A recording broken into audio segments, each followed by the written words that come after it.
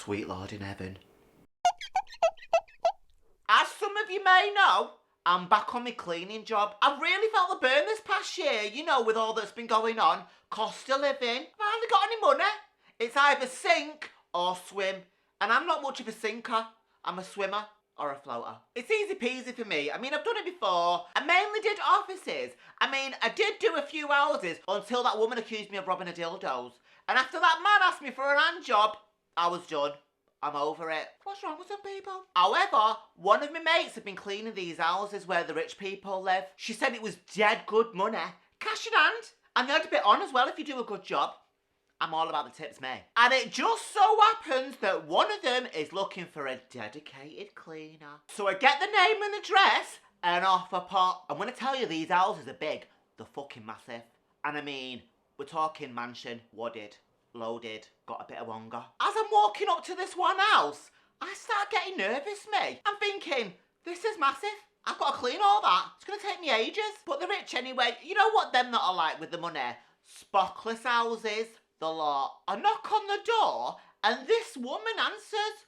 She doesn't smile. She just looks me up and down and just starts to stare. I thought, what are you fucking looking at? And in the background, I can hear the sound of a good few yappy dogs. I thought, fucking great. It's going to be dog hair everywhere. So I introduce myself and I tell her I'm Brenda. I'm here to clean your house. She doesn't say anything, just walks into the house. And I thought, do I follow her?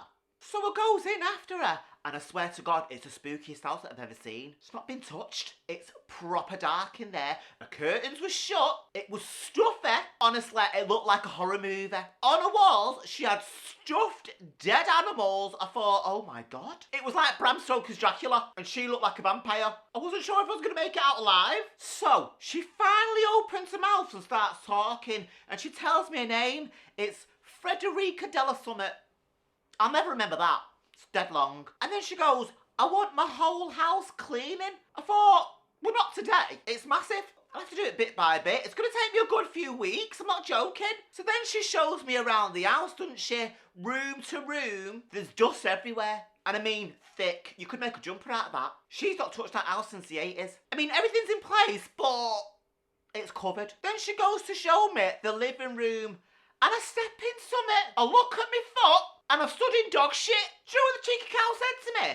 You must have walked it in. I said, what, a great big lump of it? Look, love, I think I would have noticed if there was a whole bleeding dog turd on my foot. I don't think so, love. And anyway, it doesn't take Sherlock Holmes to know. If I would have walked it in, there'd be footprints all over your house. It's there, on my foot. So don't start blaming me. Cheeky cab. So then she goes, I'll go and get you a tissue so you can wipe it off. Do you know, she must have been gone for about 20 minutes. I'm stood there, like a statue with shit on my shoe. I'm too afraid to move because it's going to go everywhere and it stinks. As I'm waiting for her, I noticed there's another pile over there and there's a pile there. And I thought, shouldn't pick a dog shit up. From what I could see, there was about 5 piles easily. Easy. I thought I'm going to have a word with her when she gets back. If she gets back. If she doesn't hurry up, it's going to dry. I'm going to get a chisel or something. When she finally gets back, she comes back with an old woman's own. And she goes, use that.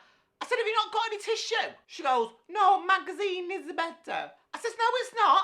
I said, you need something to scrape it off. She shouldn't budge. So I'm there, and I'm smearing the poo all over my shoe. It's spreading like Marge. I thought, could this bleeding day get any worse? So I thought, fuck this, I'm going to have to say it to her. I said, look, love, I dust, I clean, I wash, polish, hoover, the lot. I'll even make your bed. But the last thing that I'm going to be doing is picking up stale dog shit off your bleeding floor. I've never done it before, and I don't get paid enough to do that shit, love.